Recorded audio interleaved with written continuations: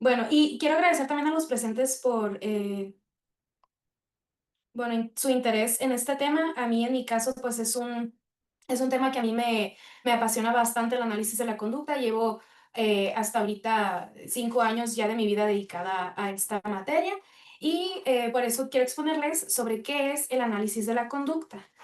De acuerdo, pareciera ser como una pregunta, esto de qué es el análisis de la conducta pareciera ser una pregunta que tiene una respuesta muy obvia, como una pregunta que está contenida en sí misma, como tan fácil así de decir, pues el análisis de la conducta es el análisis de la conducta, ¿verdad? Sin embargo, no es como una respuesta tan sencilla quizás, sobre todo porque, bueno, ok, el análisis de la conducta, pero entonces, ¿qué es la conducta? Ahí es donde entran más detalles que tendríamos que considerar para hablar de esta materia.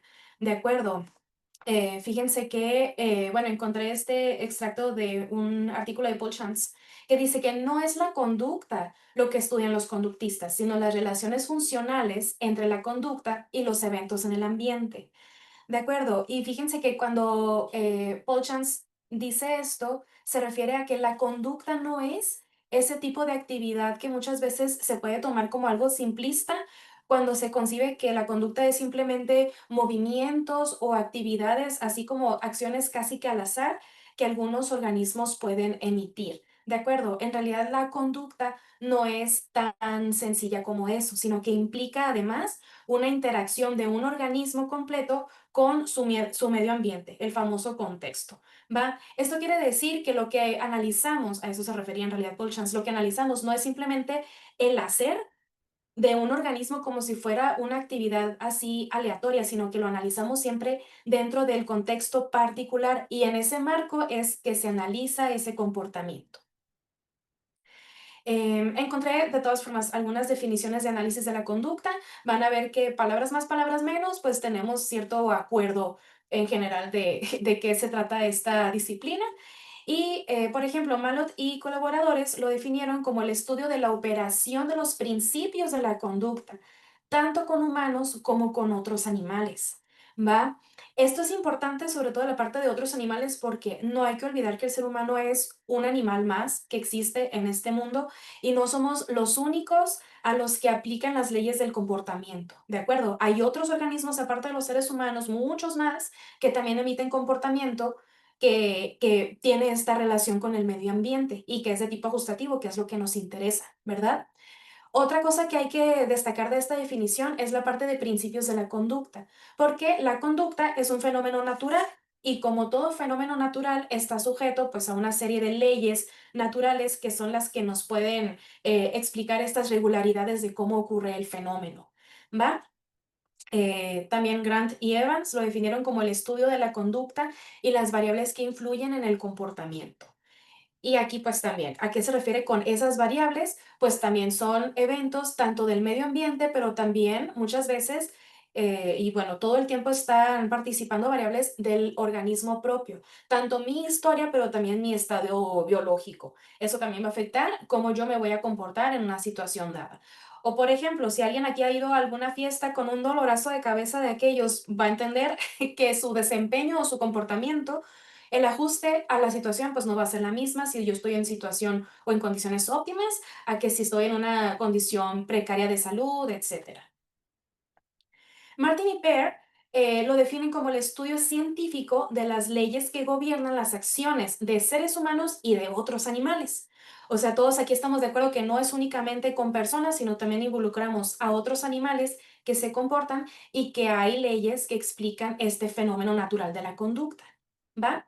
Por cierto, este libro que les pongo aquí de Martin y Peer, que se llama Modificación de Conducta, qué es y cómo aplicarla, es un libro buenísimo, de verdad. Aquí todos los que están interesados en algo aplicado, en los diferentes ámbitos aplicados que tiene esto, léanse este libro porque está excelente.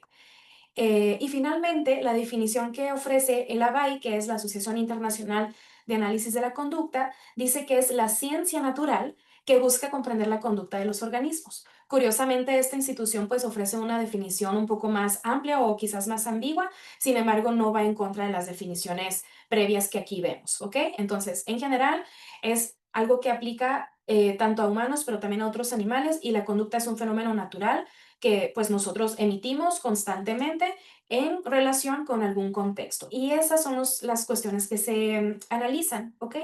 Pero ¿para qué vamos a analizar la conducta? ¿Cuál es el fin? ¿Ok?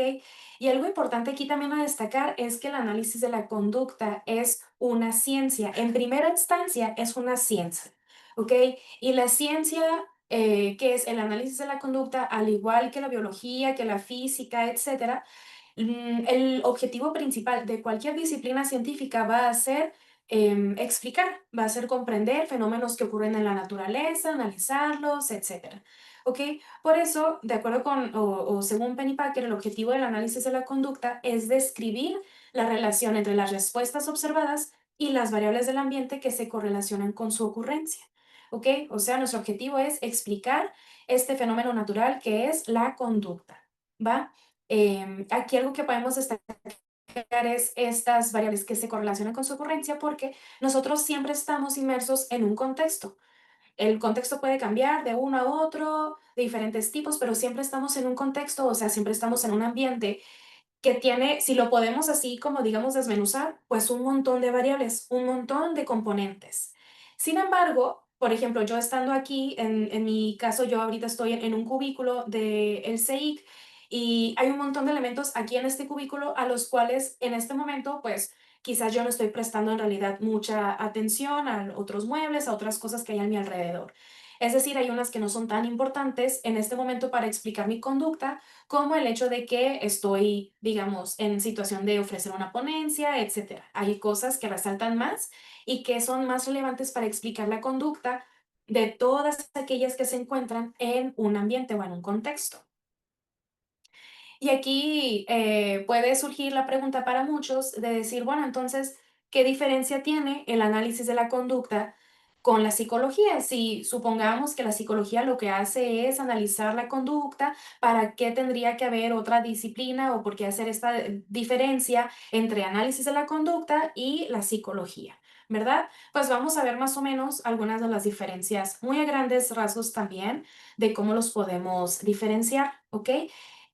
La psicología es una disciplina que yo creo que ya muchos aquí sabremos que se representa con este símbolo. Es una disciplina que de hecho empezó como una aplicación, ¿ok? La psicología así común, normalita, no surgió como una disciplina científica o como un análisis de un fenómeno natural, sino que en ese momento social histórico lo que querían era aplicar, querían resolver problemas que tenían las personas en su vida diaria y que les afectaban mucho y que eso también afectaba al resto de la comunidad. ¿Ok?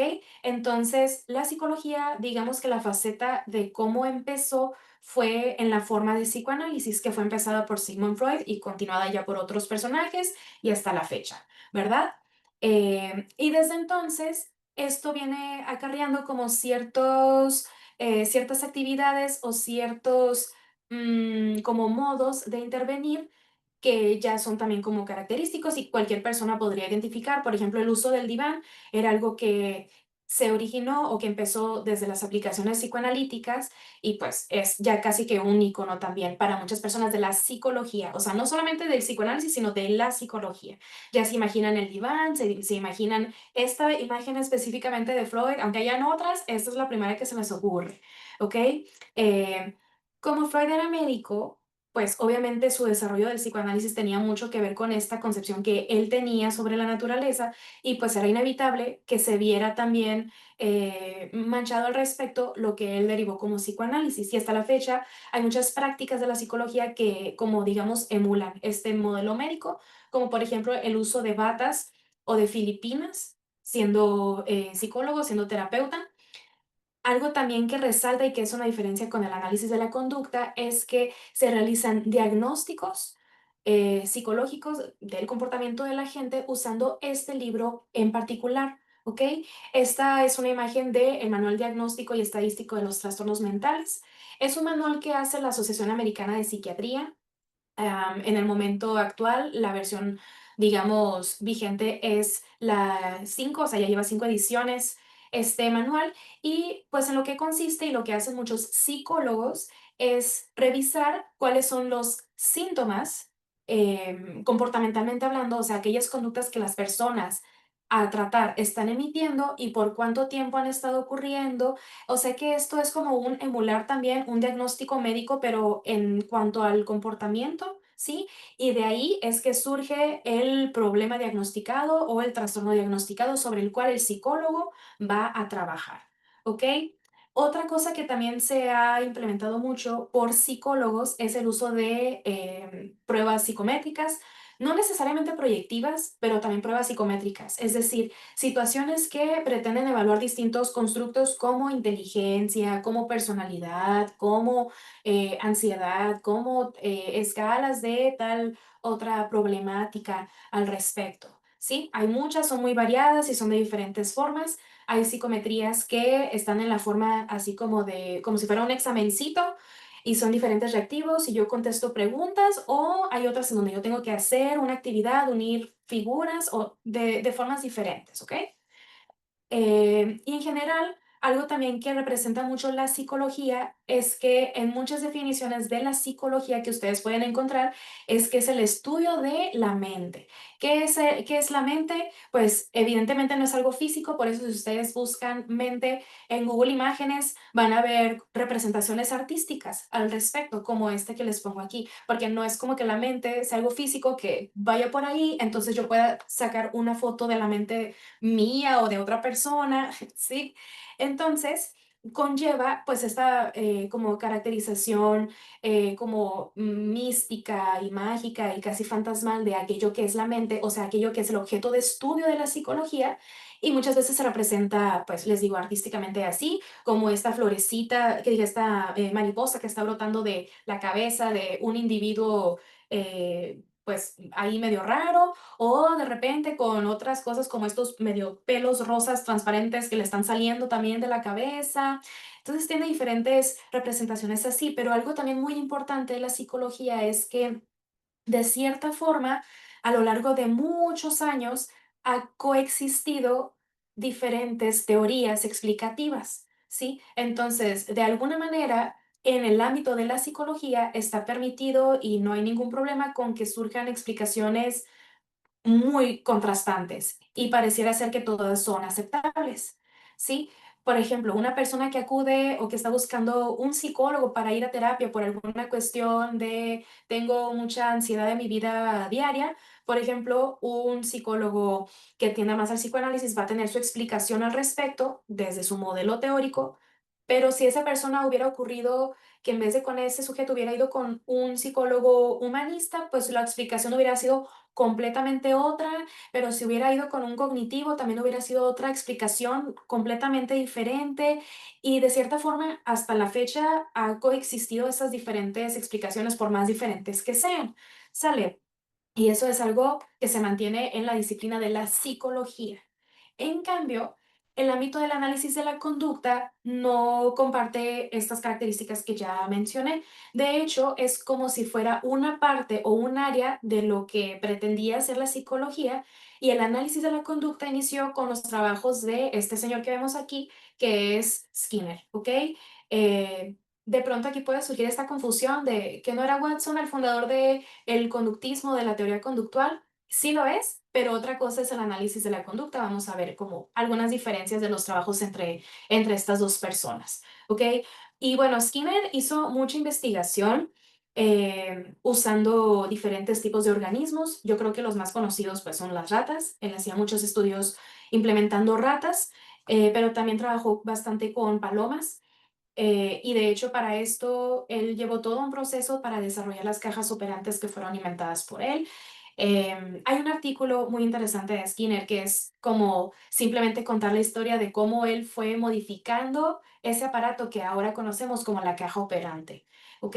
Que de todas formas hay diferentes variaciones de cajas operantes. Por ejemplo, aquí esta paloma que vemos en la imagen está dentro de una caja operante, pero esa caja es específicamente para palomas porque evidentemente las palomas pues son más altas que las ratas. Entonces a la rata pues si le pones un techo más bajito no pasa nada, no se va a sentir nada, no va a afectar en nada, pero la paloma pues necesita más espacio hacia arriba, ¿ok?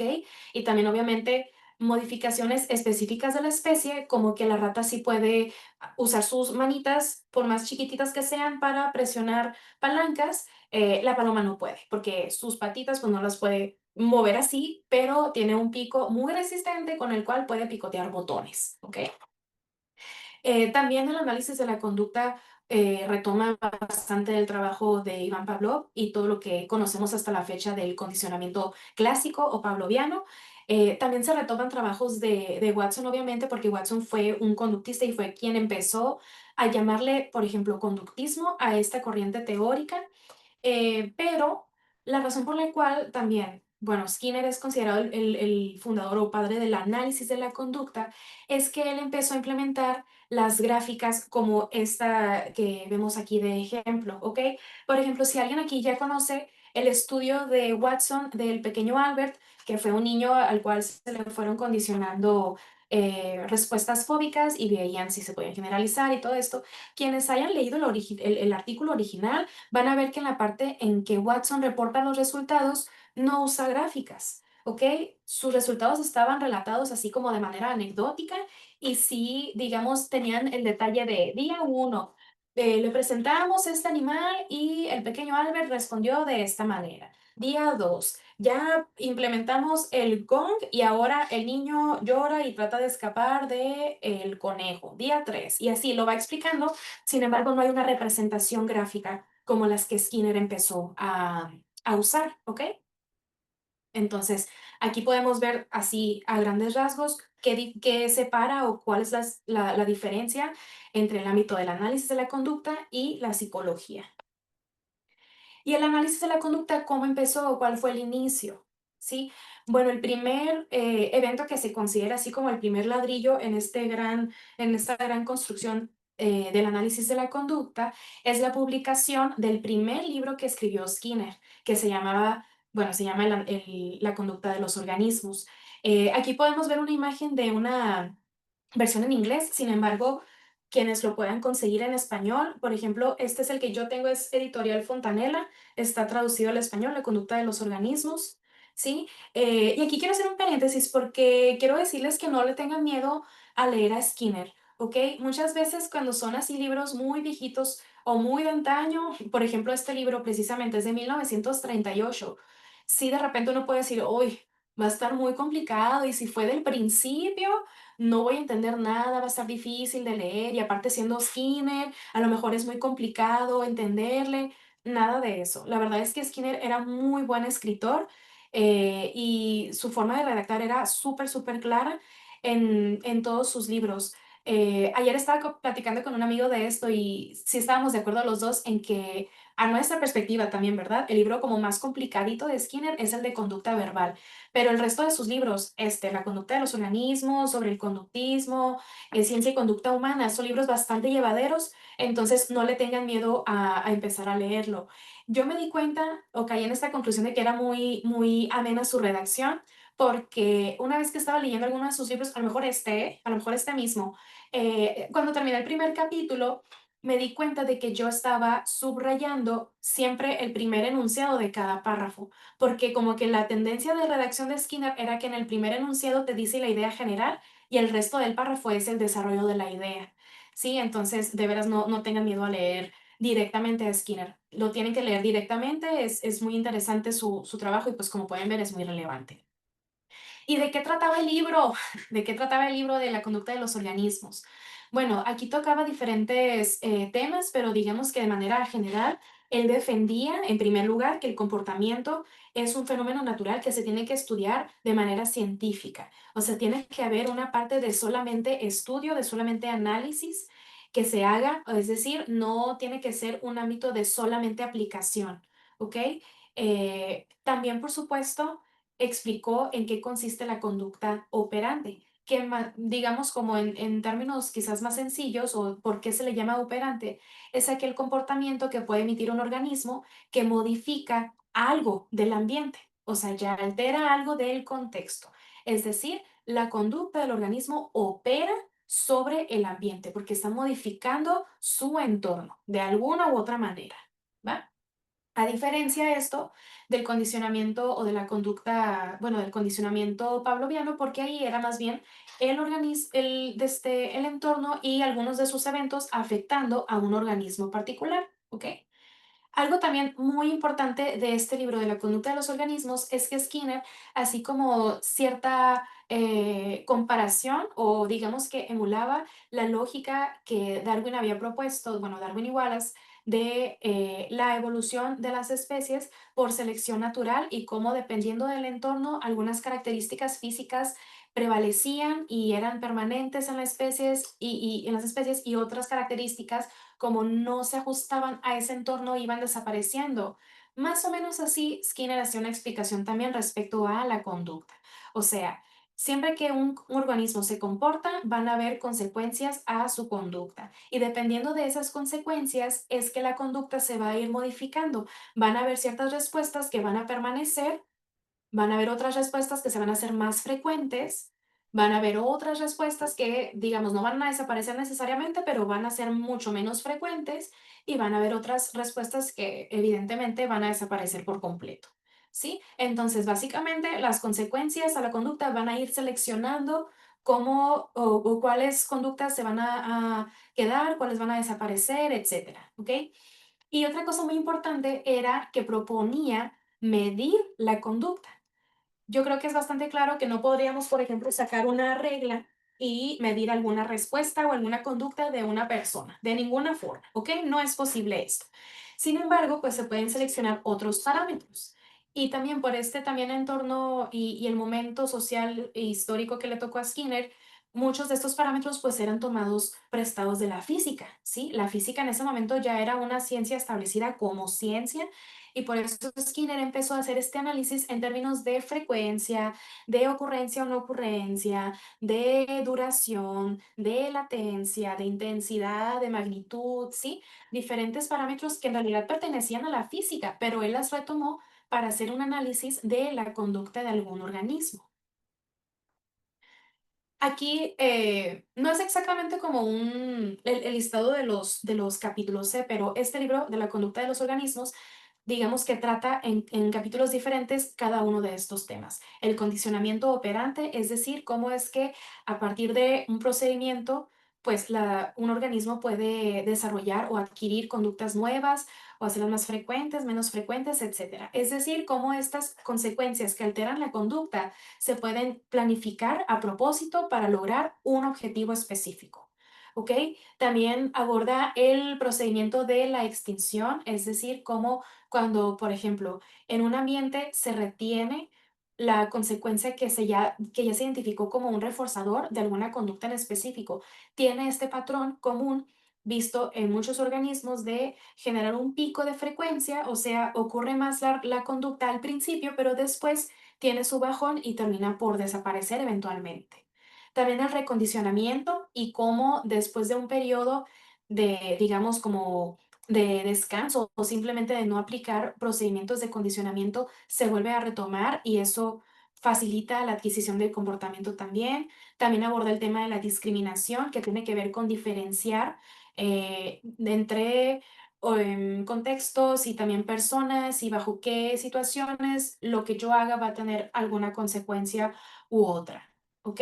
También la diferenciación de respuestas, o sea, de cómo un organismo puede emitir una u otra respuesta para generar uno u otro cambio sobre el ambiente. También aborda los impulsos y la fuerza del reflejo. Ya para el final del libro empieza a abordar también como qué papel tiene el sistema nervioso en el condicionamiento operante, en la conducta, etcétera. Porque recordemos que aquí estamos viendo un organismo completo, es decir, no estamos viendo segmento por segmento de decir la actividad cerebral o la actividad del sistema nervioso o la actividad, no, es un organismo entero y su relación con el ambiente.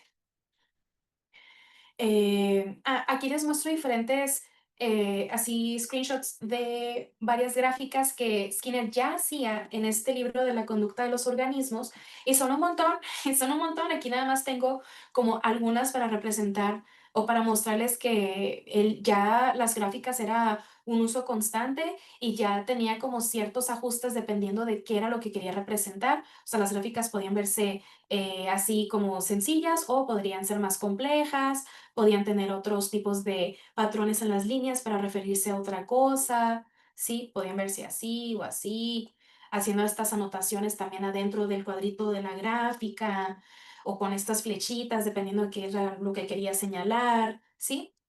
Pero las gráficas ya eran uso constante y estas pues eran hechas por Skinner, ¿ok? En su momento pues se las vio más negras que actualmente porque no era como una hora puede, por ejemplo, abrir un documento de Word o de Excel, poner los datos y te genera la gráfica. Aquí no, pues todavía se tenían que generar ya sea con este aparato de una hoja que iba dando vuelta, con una pluma que iba registrando como que los cambios de las respuestas o pues hacerlas a mano, ¿verdad?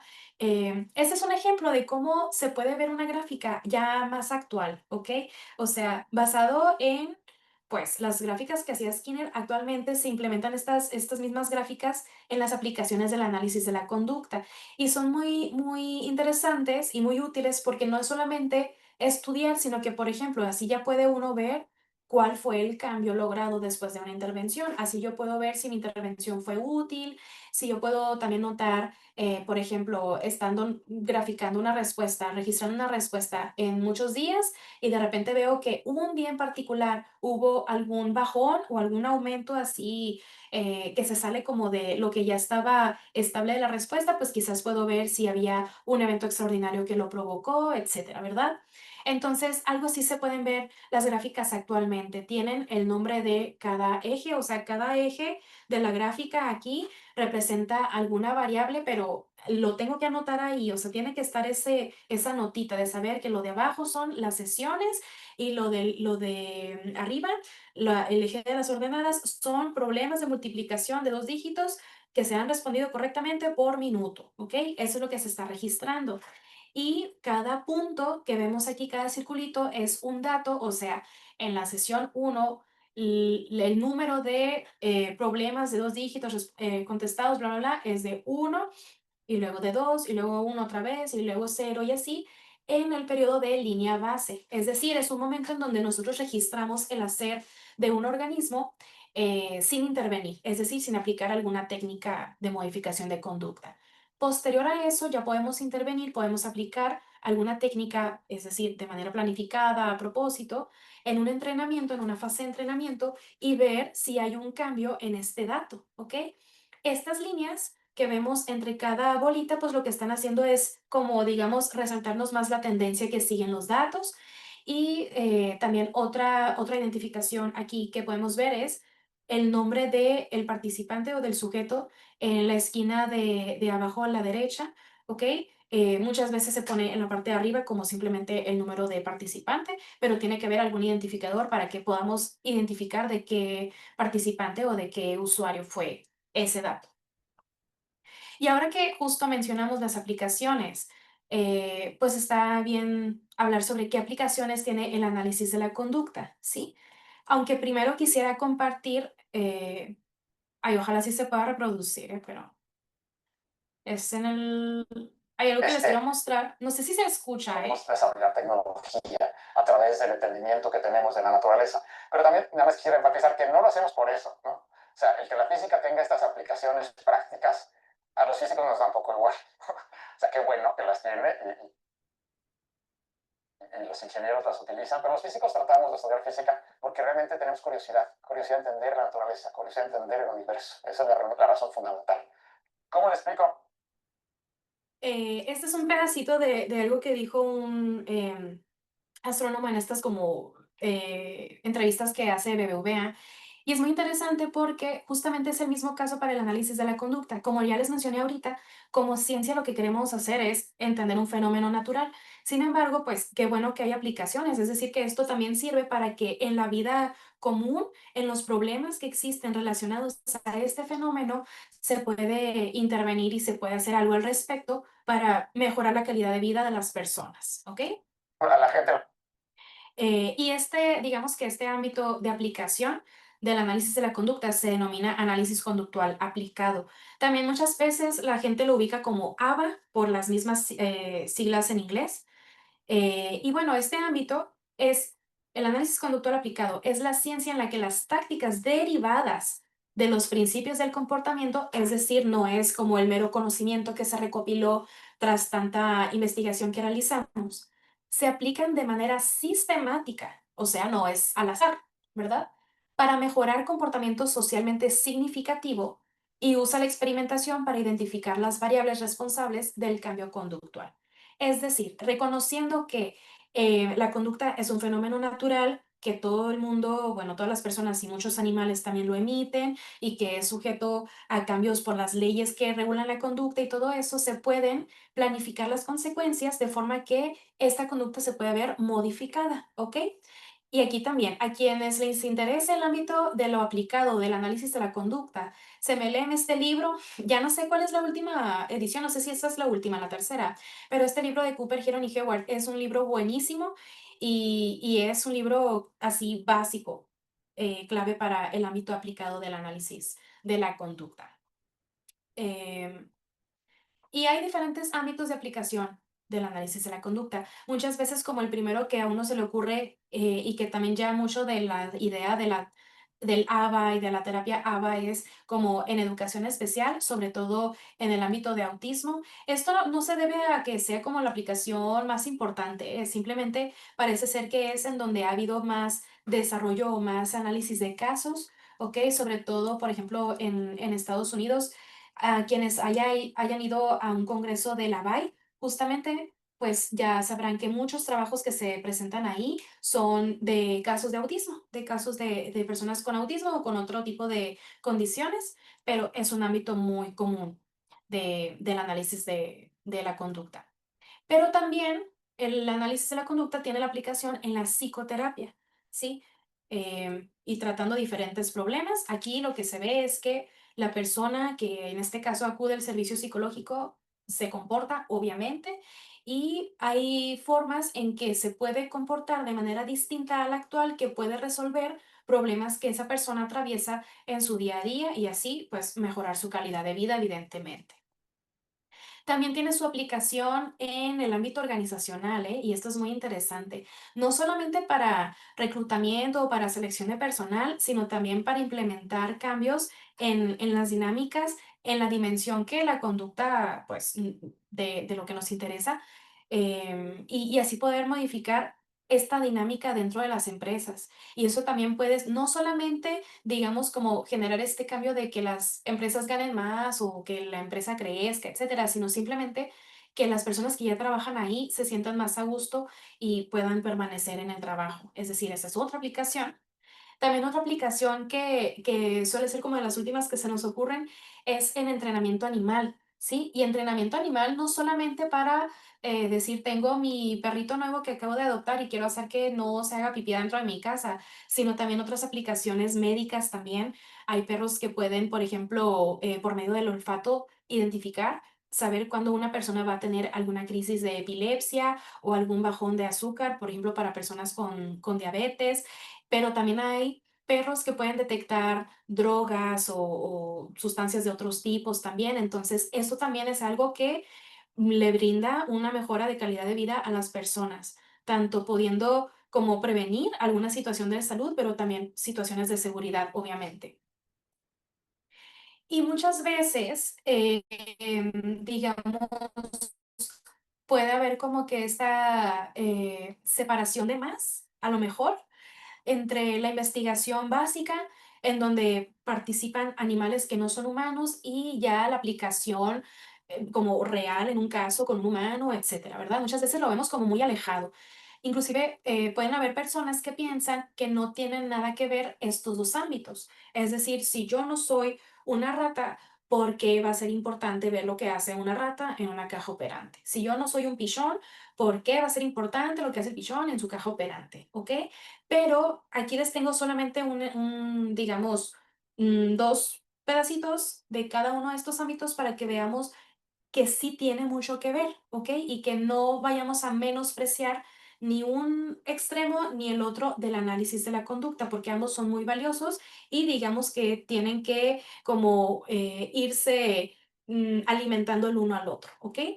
El primer video que vamos a ver es un video de Skinner mismo, entrenando a una paloma a que pueda dar una vuelta And we're going completa. to try another pigeon now, and I will try to pick out some particular pattern of behavior and make it a more frequent part of the repertoire of the bird. Right, fine. That bird has been already conditioned to eat when the and the magazine sounds and the light flashes. Now we'll just watch its behavior a bit. It's not doing anything in particular, you see, but I'm going to try to get it to do something. Suppose I shape up the behavior of making a complete turn. What I do is simply like then to wait for some part of that behavior. There's more of it, you see. All you see, the effect is instantaneous. I'm waiting for it to turn counterclockwise now. And then I reinforce that movement. I wait for a more pronounced movement than that. It's got to be more than that.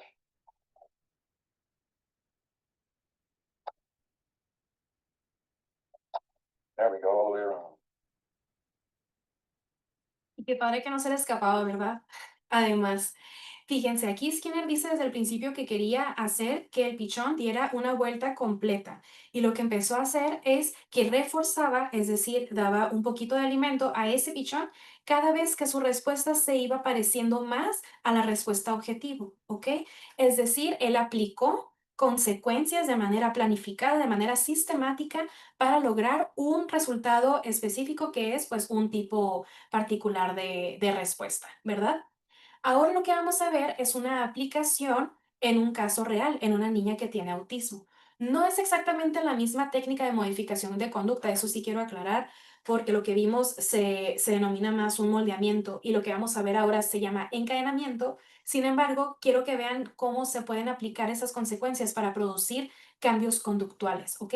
Esta es una niña a quien le están enseñando a que se pueda lavar las manos ella misma.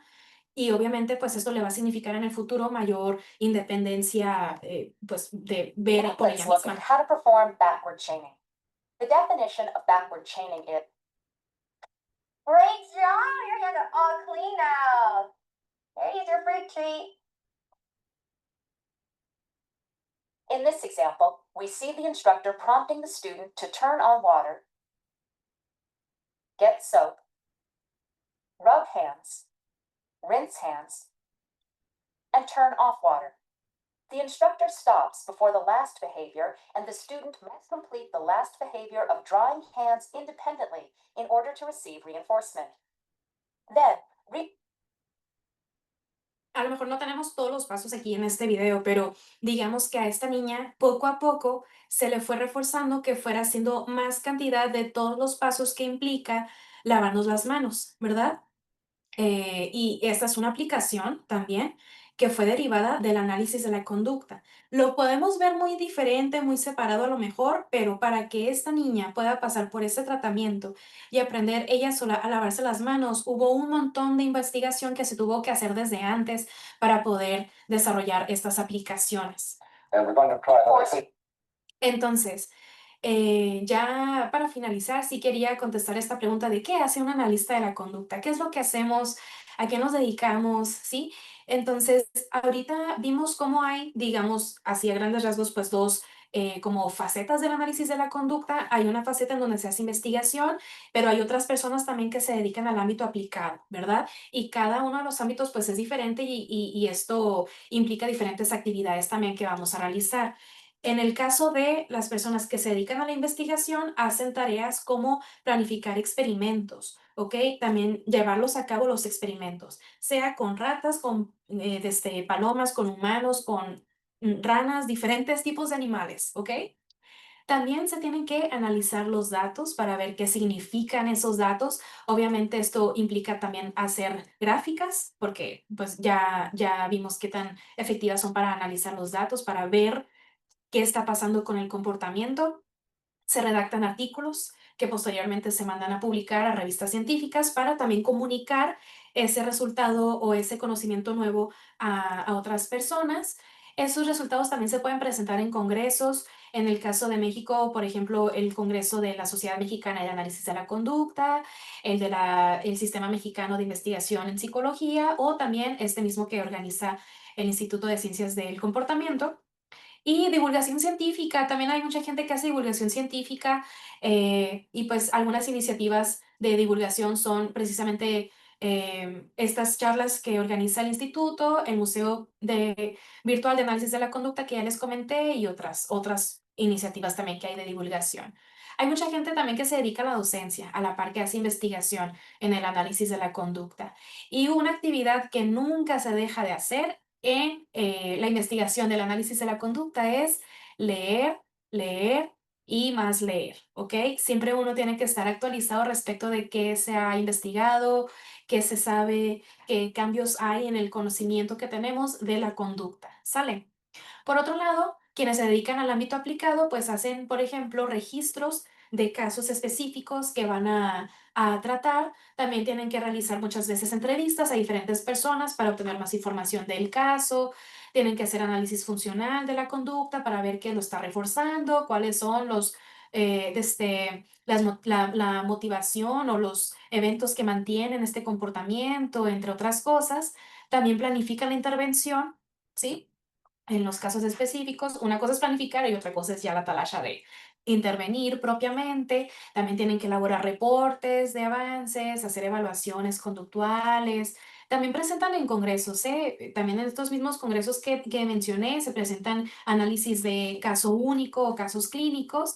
Y de la misma forma, otra actividad que realizan los analistas de la conducta que hacen trabajo aplicado es leer, leer y seguir leyendo. Eso es algo de lo que nunca uno se va a poder desafanar. Siempre, como es un ámbito científico en donde se sigue produciendo conocimiento, siempre tenemos que estar estudiando constantemente nuestra materia, ¿va?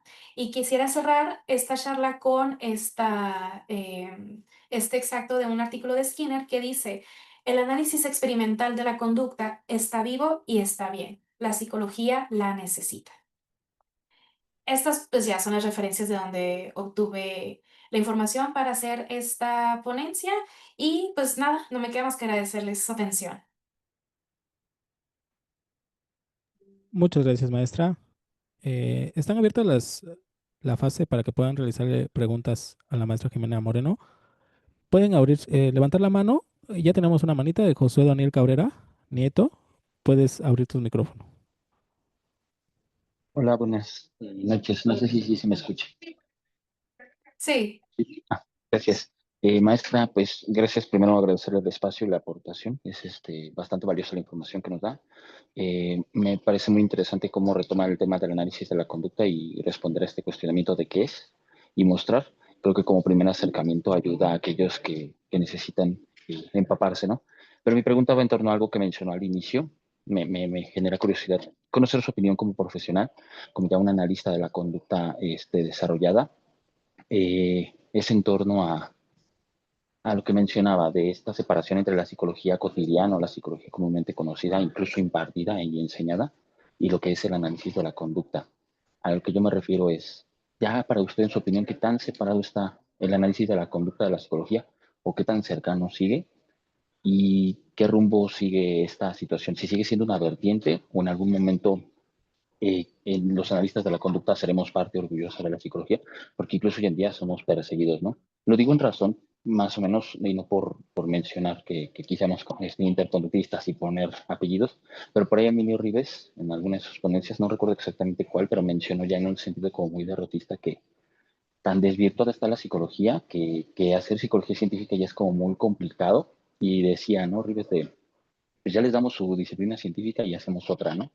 En este sentido, ¿qué opina usted? ¿Qué le parece esta situación, esta problemática y este dilema? mm, bueno, evidentemente yo defiendo el desarrollo de una psicología científica, ¿ok? O de un análisis de la conducta que sea una ciencia sistemática que busque explicar el fenómeno para después generar las aplicaciones, ¿va?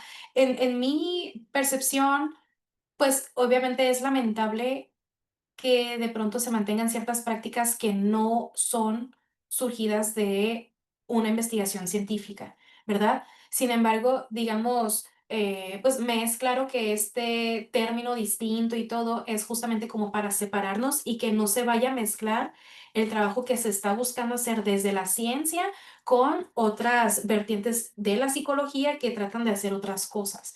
Para mí sí es importante la distinción, o sea, no por nada, por ejemplo, el posgrado aquí en CEIC no se llama maestría en psicología científica o maestría en psicología, tiene su nombre de ciencia del comportamiento, opción análisis de la conducta.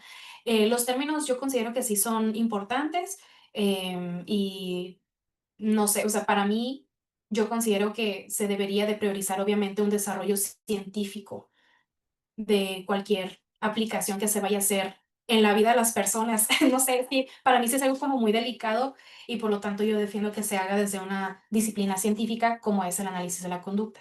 No sé si te contesté bien. Sí,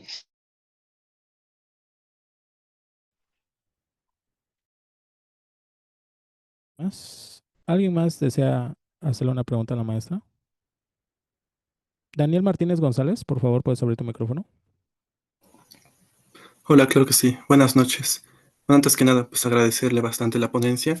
Mi pregunta es en torno a lo siguiente. O sea, a mí me sigue sorprendiendo, ¿no? La capacidad explicativa, la solidez que tiene el análisis de la conducta y en cuanto a la parte aplicada, toda la amplia gama de, pues, de aplicaciones justamente, ¿no? Pero eso me hace pensar en, desde su perspectiva, si existen limitaciones o críticas hacia esta perspectiva, hacia esta ciencia. No sé, esa era como mi duda, ¿no? ¿Qué limitaciones existían en torno a este trabajo o qué críticas se le solían hacer a este tipo de perspectivas? Dejando de lado todas esas críticas infundadas de tildarlo de reduccionista o cosas por el estilo, si existían críticas verdaderamente fundamentadas hacia esta perspectiva. Bueno, críticas fuera de esta concepción de es mecanicista, es reduccionista, etcétera, como no sé qué otra clase de críticas pudiera haber, pero lo que sí es que limitada, siempre va a estar limitada, como cualquier disciplina científica. O sea, la física también siempre va a estar limitada, la biología siempre va a estar limitada. ¿Por qué? Porque nuestro conocimiento de una parte, así sea una parte de la naturaleza, siempre va a ser menor que la naturaleza misma. Para bien o para mal, nunca vamos a poder conocer por completo un fenómeno natural. ¿Sí? Siempre estamos aprendiendo más, entonces en esa medida siempre está limitada. Y seguimos, por ejemplo, a lo mejor avanzando y generando conocimiento en la investigación y todo esto, pero siempre va a estar limitada en ese aspecto. Eso en cuanto a la investigación. Y en cuanto a aplicación, pues obviamente hay muchas cosas que cuidar. No sé si eso lo podríamos considerar limitaciones. Yo no lo consideraría tanto una limitación, por ejemplo, todas las cuestiones éticas de intervenir, porque de nuevo es un tema muy delicado porque tú estás haciendo cosas que si bien tú no eres quien se está entrometiendo en la vida de tu usuario o de tu consultante, tú estás haciendo cosas que van a modificar lo que esa persona hace y le puede afectar su vida. Bueno, ese es el objetivo, que afecte, que modifique su entorno, ¿verdad? Que modifique su cuestión de su calidad de vida, pero puede salir mal. Entonces, las cuestiones éticas también, digamos, se tienen que tomar en cuenta para las aplicaciones. No sé si eso también lo pudiéramos ver de pronto como una limitación. Para mí no, o sea, es algo que va a preservar las aplicaciones de esta ciencia, pero eso sí, limitada en conocimiento siempre va a estar. Ok, muchas gracias, maestra. Está Luis Ángel Co. con una pregunta. Puedes abrir tu micrófono, Luis, por favor. Muy buenas noches. Primero que nada, agradecerle nuevamente por la información que nos ha brindado el día de hoy.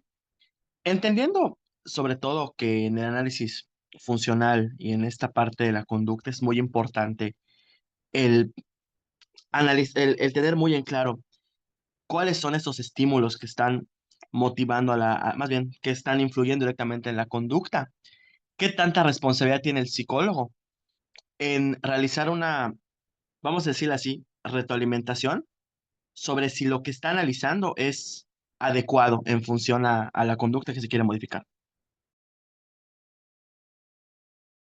No me queda clara la pregunta, disculpa. ¿Me puedes dar más contexto? Ok. Em, Respecto a la responsabilidad que se tiene al momento de hacer este análisis, em, ¿qué puede hacer un psicólogo para poder, en caso de que, por ejemplo, no tuviera muy en claro alguna parte de todo lo que es el análisis de la conducta? ¿Como ámbito general o en un caso de aplicación? en un caso de aplicación, como que no tuviera muy en claro, por ejemplo, la función de algún estímulo o que no lograra encontrar claramente lo que está produciendo una conducta. Va, sí, sí, sí. Sí, eso es algo que es muy importante de identificar en todos los casos en donde se va a intervenir. Por eso, algo que se tiene que hacer es que, supongamos, yo tengo algún comportamiento identificado que es el que está siendo problemático para mi usuario, para mi consultante, y yo tengo que registrar, ¿ok? Tengo que registrar ese comportamiento. Supongamos que tengo que ver bajo qué situaciones pasa o ante qué antecedentes ocurre. Yo no puedo quedarme con o sea, como con únicamente un evento y ya vi cuál es el antecedente y vi cuál es la consecuencia. Yo con eso, una sola vez identificado, yo no puedo decir, ah, listo, ya terminé mi análisis y ya de aquí voy a planificar mi intervención. No, lo que se tiene que hacer es tener más tiempo de evaluación o de registro a manera de línea base para tener repetidamente, o sea, vista la conducta observada para ver si es consistente ante qué situación es que se detona esa respuesta. Porque si yo lo veo varias veces, puedo ahí identificar, por ejemplo, que mi primera observación fue un dato extraordinario, o sea, algo que solamente pasó por accidente una sola vez y ocurrió esa conducta. O puedo ver que efectivamente esa es la respuesta o la razón más común. Y si veo diferentes, puedo encontrar que hay en común y con eso ya ubicar con mayor exactitud cuál es el detonante o el antecedente que propicia esa respuesta. Entonces, pues en pocas palabras sería tener una estabilidad identificada en tu registro previo a que tú vayas a diseñar tu intervención. Muchísimas gracias. Angélica, ¿puedes abrir tu micrófono, por favor? Hola, buenas noches. Agradecer la ponencia y tengo como una duda, no sé si va a ser como un poco inusual, pero ¿los analistas de la conducta tienen que ser psicólogos generalmente o pueden haber otros tipos de profesiones que puedan llevar a una persona a ser analista de la conducta? Pues no necesariamente, ¿eh?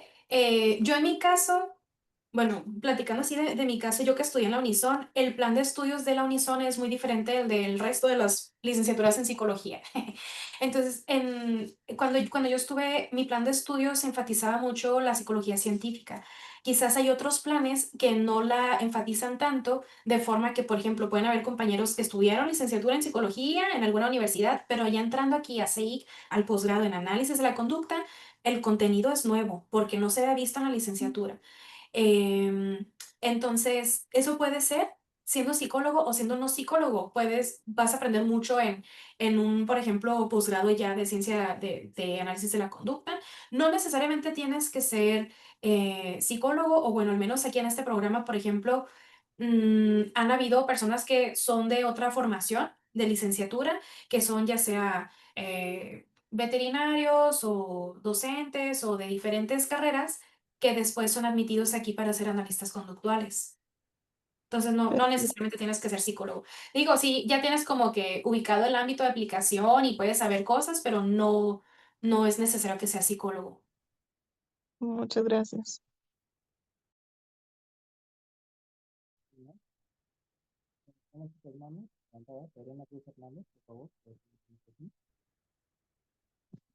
¿Puedes abrir tu micrófono, Adriana? Sí. Ah, perdón, es que no escuchaba. Hola, buenas noches. Pues primero que nada, muchas gracias por la ponencia. La verdad, pues es algo que nos sirve bastante. Y pues, mi pregunta va en torno a si hay algún libro como bastante introductorio, o sea, que usted recomiende como algo muy, muy introductorio hacia estos temas, porque bueno, yo pues estudié psicología, ¿no? Pero pues mi formación fue más hacia el psicoanálisis y saliendo, pues la verdad es que es como estar totalmente desorientado y ser pues didacta en estos temas, autodidacta, perdón, en estos temas sí es algo muy complicado, más con pues todo lo que gira en torno a la psicología, ¿no? Que es como una maraña de cosas, gente peleándose y cosas así, ¿no? Entonces, pues esa es mi pregunta. Sí, bueno, un libro para iniciarte como analista en lo aplicado, como analista conductor en lo aplicado, sería el que les mostré ahorita de Cooper, Heron y Heward, de análisis conductual aplicado. Pero si quieres como saber así en general del ámbito del análisis de la conducta, podrías leer, hay dos libros muy buenos. Uno es Principios de Conducta, Principios de Aprendizaje y Conducta de Michael Domjan. Es un libro muy grande, pero muy llevadero y muy detallado. Es mucho contenido el que tiene, pero es una lectura muy, muy a gusto. Hay otro libro parecido, mucho más reducido, que se llama Aprendizaje y Conducta de Paul Chance. Ese también es un libro excelente, muy, muy bien explicado todo. Y estos dos libros, el de Paul Chance y el de Michael Domjan, tienen hasta ejercicios, que eso también está muy padre. Tienen ejercicios tanto dentro de la lectura, de repente te hace una pregunta que es como de este bloque último que estuviste leyendo, con eso se responde. Y al final tiene también una lista de ejercicios también como hipotéticos, de imagínate que estás trabajando con un niño que hace esto, ¿qué técnica usarías para lograr que se, no sé, que se comporte de tal otra forma? Esos dos libros serían muy, muy buenos. Y si ya te interesa más lo aplicado, a lo mejor ya habiendo leído esos dos, ya el de Cooper, Heron y Heward. Muchas gracias. Ángel Herrera, puedes abrir tu micrófono y concluimos con la pregunta de Alejandro Ramírez. Ángel, por favor. Bueno, buenas noches y gracias a la profesora Moreno por la información que nos acaba de otorgar esta noche. Bueno, una de mis dudas era de que había dicho de que los organismos hacen una acción mediante su entorno. ¿Esto implica tanto las imitaciones de la especie? Imitaciones de la especie. Bueno, digamos que como el experimento de Abel Bandura. Ajá. Ah, ok. Pero bueno, la imitación también es un comportamiento. Y sí es algo, digamos, si lo quieres ver así como arraigado a nuestra especie, o sea, podemos imitar un montón de cosas, pero también es un comportamiento que es ajustativo al ambiente y por lo tanto también lo podemos analizar. De hecho, hablando de esto, por ejemplo, que no es a lo mejor necesariamente lo mismo, pero los repertorios conductuales de imitación muchas veces se aprovechan, por ejemplo, cuando un consultante o un usuario ya tiene en su repertorio que sabe imitar conductas, se puede aprovechar eso para enseñarle a hacer un montón de cosas más. Ok, muchas gracias. Alejandro Ramírez, por favor. Hola, ¿me escucha perfectamente bien? Sí. Ok, ok. Yo tengo la duda, hace tiempo, bueno, yo también soy nuevo en esta cuestión del análisis funcional, pero yo estaba viendo que, por ejemplo, yo he visto que existe por diferentes tipos de análisis funcional, pero no sé cuántos son, porque, por ejemplo, he escuchado del análisis funcional encadenado, molecular. No sé si me podría hablar un poquito más de este tipo de diversidad de análisis que existen. Fíjate que ahí sí te quedó mal. Es que en mi caso mi formación es más como de el lado de la investigación. Los diferentes tipos de análisis funcionales tienen como más que ver con aplicaciones de casos así específicos. Entonces ahí la verdad sí no estoy instruida, como muy instruida que digamos como para contestarte. Ahí sí te quedó mal, una disculpa. Está bien, gracias.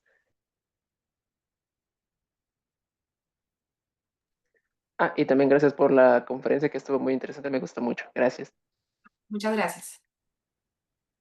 Bueno, fue breve este comentario. Aldo Miranda, contigo terminamos. Ok, creo que le puedo comentar un poco algo al compañero respecto a su duda.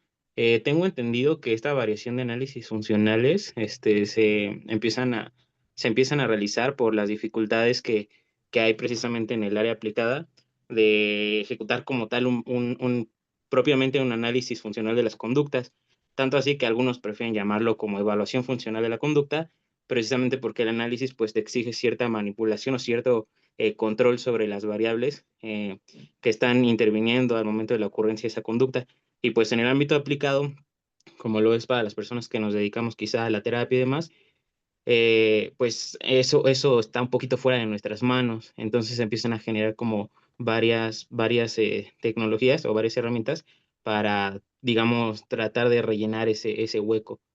te especificaría el dato de dónde leí eso, pero la verdad es que no me acuerdo bien de la bibliografía. Entonces, bueno, ahí sí ya no te lo digo. Pero creo que eso es a lo que se debe que existan como esta variación de análisis funcionales.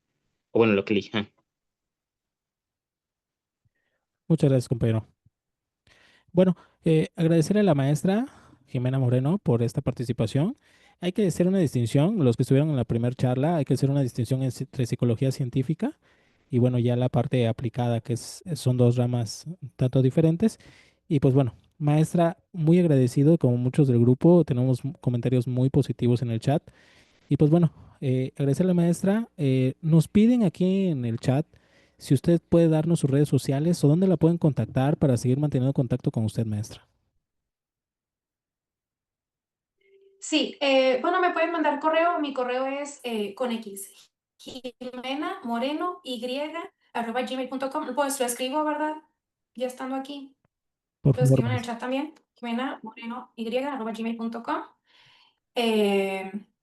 Y mis redes son Museo Virtual de Análisis de la Conducta, si me permites también. Esa es otra Claro. página también que yo ayudo a coordinar y también publica contenido respecto del análisis de la conducta. Ok, pues bueno, ya escucharon a la maestra. Quien guste seguirla en sus redes sociales o escribir a su correo electrónico que ya nos hizo el favor de compartir para seguir teniendo información. Además, les quiero compartir que la maestra Jimena Moreno es nuestra docente en el curso Principio de Aprendizajes, Condicionamiento Clásico y Condicionamiento Operante y va del tercer módulo de ya aplicaciones del análisis de la conducta, ¿verdad? Entonces, los invitamos a todas las personas que ingresaron a esta charla. Les vamos a hacer el 50% de descuento. La colegiatura o la mensualidad total es de 1,100 pesos. Haciéndoles el 50%, pagarían solamente 6 pagos de 550 pesos a las personas que estén en esta charla y van a tener el 50%. ¿Sale? ¿Ok? Bueno, maestra, muchas gracias. Queremos agradecerle a todos y a todas. Les recordamos que nos ponemos un poquito estrictos en la entrada porque, bueno, nos ha ido bastante mal en esta situación, que nos han metido cosas pornográficas en otras charlas. Hay personas que les incomoda bastante estos tipos de espacios o, bueno, afectamos su negocio, ¿no? Pero no es nuestra intención. Y pues bueno, y por ello nos tardamos un poquito porque tenemos una lista de espera, revisamos con la inscripción y bueno, también mantenemos la seguridad del grupo. Bueno, agradecerles y pues bueno, esperamos que sigan participando. Y bueno, maestra, seguimos en contacto. Muchas gracias. Hasta pronto, compañeros. Gracias. Gracias, hasta luego, bye. Hasta luego. Quien quiera el libro de Cooper, pueden escribirnos y les mandamos el drive ya con más calma. Muchas gracias, excelente noche.